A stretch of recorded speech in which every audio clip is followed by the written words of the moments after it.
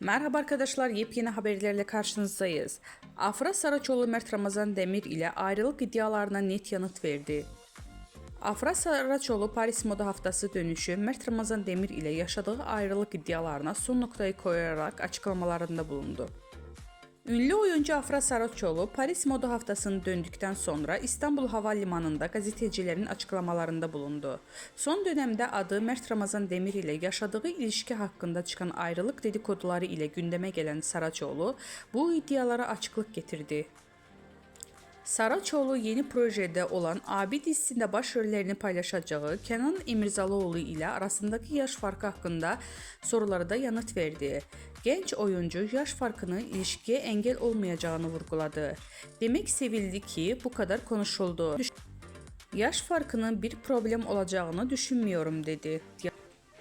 Gazetecilerin özel hayatı ile ilgili sorularına da açıklık veren Afra Saraçoğlu, Mert Ramazan Demir ile olan ilişkisini sonra erdiğini şu sözlerle doğruladı. Artık bitti gitti. Bu açıklamasıyla ayrılık iddialarına son noktayı koyan